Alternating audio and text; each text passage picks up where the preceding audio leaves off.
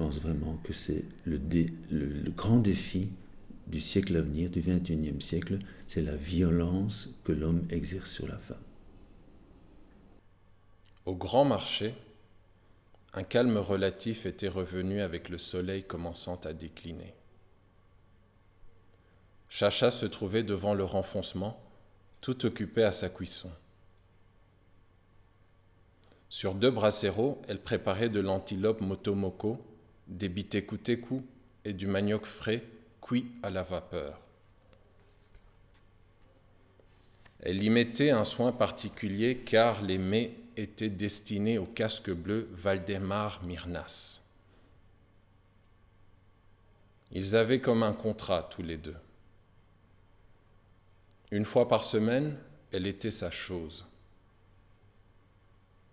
Il venait la chercher et l'emmenait chez lui à la Gombe. Ils s'étaient rencontrés une de ces nuits de saison des pluies, lorsque l'atmosphère est saturée d'une humidité poisseuse. Elle avait été étrangement impressionnée par sa taille massive, mais aussi par ses cheveux couleur de paille sèche. Quant à ses yeux, d'un bleu glacial, elle n'était toujours pas parvenue à les fixer jusqu'à présent. En arrivant chez lui, il avait été prévenant. Il avait même traité avec délicatesse, jusqu'au moment où il lui avait ordonné de se débarrasser de ses vêtements pour revêtir un tablier blanc de petites soubrettes. L'homme issu du fin fond de la Baltique était arrivé au Congo avec les clichés présents dans l'inconscient collectif d'une grande partie de la planète quant à la docilité de l'homme et de la femme africains. Très vite, il s'était rendu compte qu'ils étaient quelque peu obsolètes, vu l'insoumission notoire du peuple que Valdemar Mirnas était amené à côtoyer. La malléabilité du Congolais échappait à toute analyse. Le major voulait comprendre et il avait choisi Chacha comme échantillon type de cette population. Elle était dotée d'un tempérament de lynx et Valdemar Mirnas n'avait de cesse de la plier à son bon vouloir. Les dollars constituaient l'instrument idoine pour cela, et son argent possédait la capacité d'atténuer les doutes que l'on pouvait avoir sur soi-même.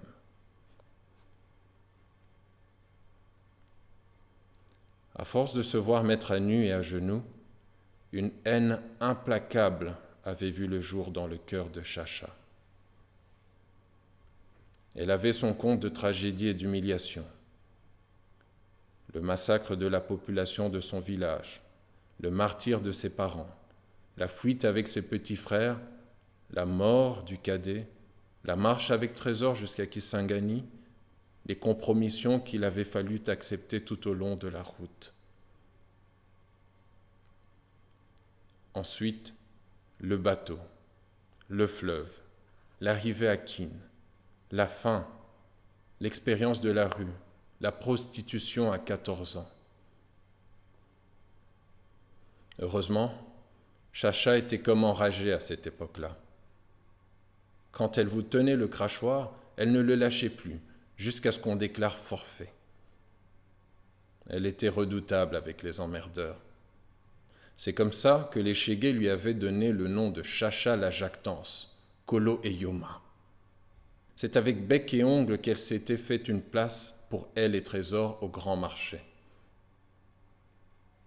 Elle avait besoin de dollars, mais en même temps, sa haine pour ceux qui lui en procuraient grandissait de jour en jour.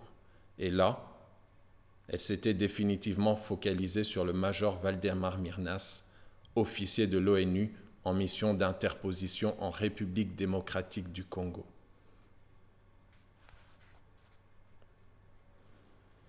Ce soir-là, il passa la prendre après le coucher du soleil et l'emmena.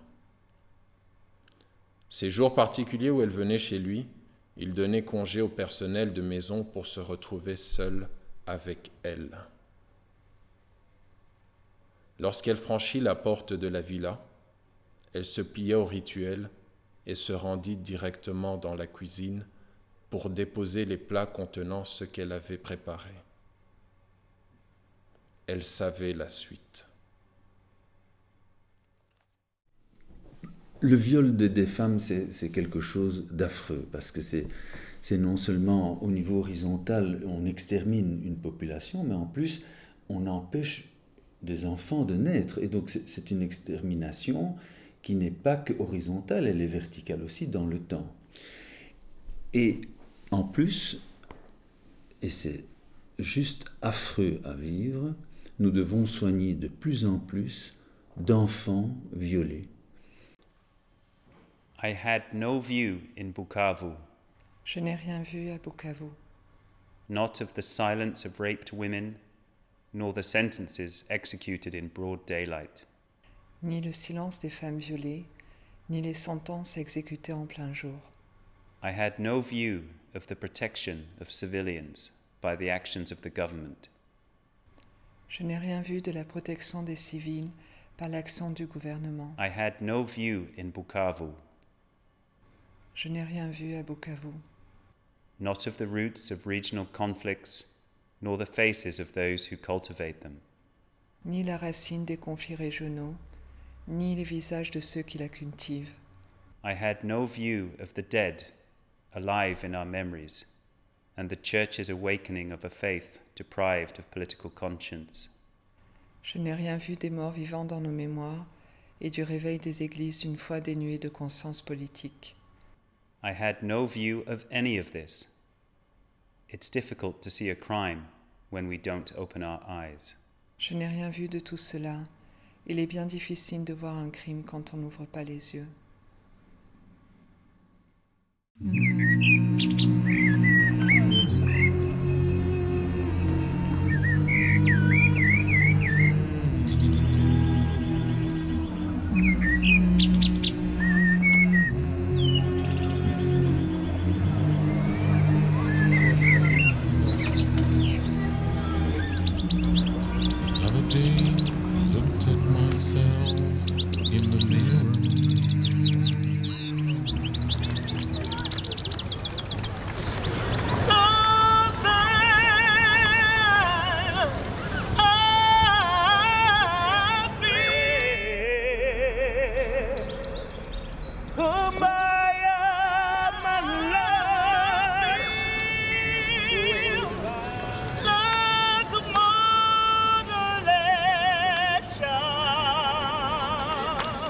L'objectif est toujours de sensibiliser les gens à la tragédie qui se passe à l'est du Congo, les violences sexuelles qui sont faites aux femmes, réveiller l'opinion publique, les sensibiliser sur une situation qui n'est pas médiatisée ou très peu médiatisée actuellement.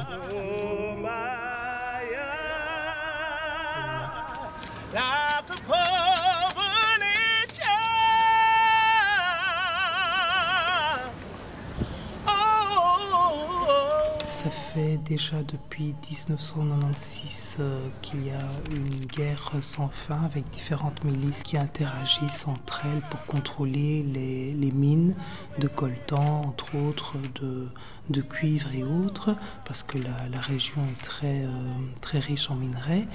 Et il y a une violence qui est faite contre les femmes en particulier, mais aussi contre les vieillards et les bébés, pour contrôler les villages où sont ces mines.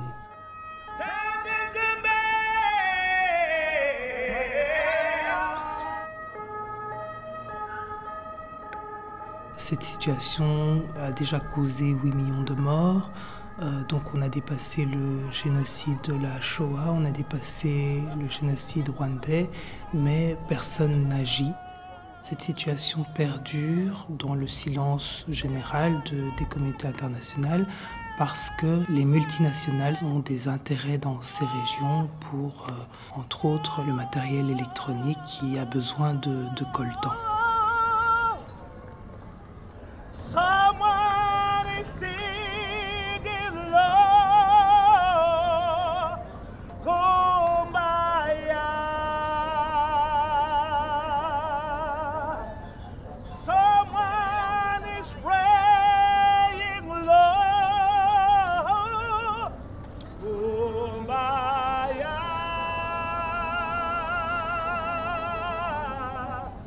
Jusqu'à présent, on intervient au niveau des conséquences.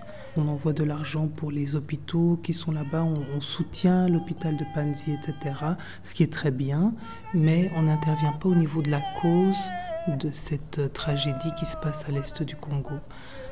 Donc il serait bien de mobiliser un maximum l'opinion publique afin qu'on puisse aller aux Nations Unies pour répéter cet événement.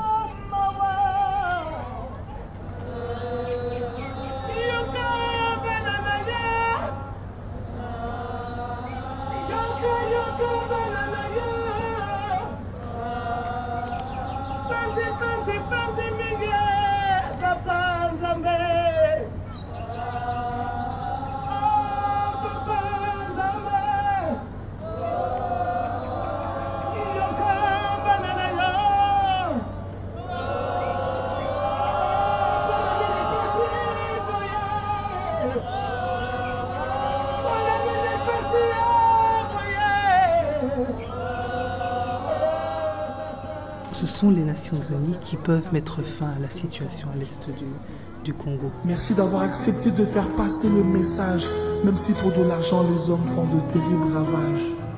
Nous avons le devoir de tous nous engager pour toutes les femmes du monde,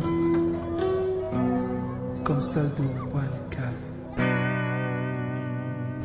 Pour toutes les femmes du Congo, non et non à la violence.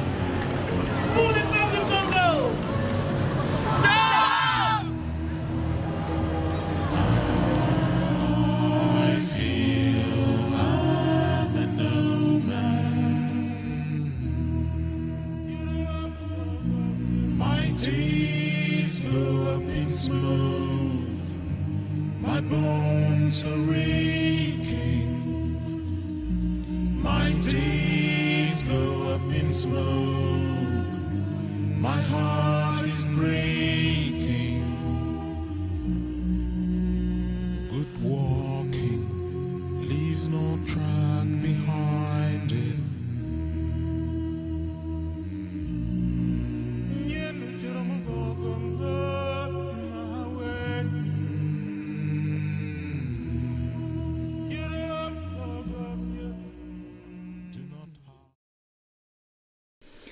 Et entre 2004 et 2014, nous avons été amenés à prendre en charge à l'hôpital Panzi 3457 enfants. Et là-dedans, il y avait 205 enfants qui avaient moins de 5 ans, toutes de sexe féminin. Et donc évidemment, des gosses de cet âge-là, quand ils se font violer par des soldats, eh bien, nous n'avons plus qu'un trou entre les jambes et nous devons de temps en temps, heureusement rarement, faire des explorations intra-abdominales pour voir s'il n'y a pas eu des lésions à l'intérieur du ventre. Et nous avons fait une étude là-dessus que nous allons publier et le docteur Mukwege a publié une classification qui est la classification Mukwege qui a été acceptée dans les journaux scientifiques américains, qui classifie l'intensité des ravages du périnée après le viol chez ces bébés. Et donc, là, on a conclu cet article scientifique en disant que si on veut qu'il y ait moins de viols comme ça, il faut rétablir un état de droit. La classification Mukwege permet de dire, à certains moments, on n'est pas capable de réparer, il faut envoyer dans un hôpital de référence. Et pour ça, il faut une organisation. Alors oui, Denis Mukwege, qui est avant tout un médecin, avant tout un scientifique, connu du monde entier parce qu'il a publié des travaux extrêmement importants, et c'est comme ça qu'il a été invité dans différentes universités prestigieuses dans le monde entier, et de fil en aiguille, ces universités ont parlé à leur politique locale, et c'est comme ça que Denis Mukwege est connu dans le monde entier. Il n'est pas connu parce qu'il se fait prendre en photo par les assoiffeurs de sang, comme je l'ai entendu, C'est un homme qui a eu d'abord un prestige international à cause de ses travaux sur les soins de santé. Je ne suis pas le fils de mon père. J'étais là avant. Je ne suis pas le fils de ma mère. J'étais là avant. Avant la fin de la guerre. Avant le départ de l'occupant. Avant les charniers du soleil couchant avec les coups de feu, les tranchants de l'âme, des fous, des dieux, des politiques. Avant les bouffeurs des diamants sortis des femmes éventrées sous les cris d'enfants mort-nés. Avant les traces de fouet sur le dos des futurs traumatisés. Je n'étais pas le fils de mon père, j'étais là avant. Je n'étais pas le fils de ma mère, j'étais là avant. Avant les larmes de joie ravalées par les fantômes du passé. Avant les signes astrologiques ivres buveurs de liquides amniotiques.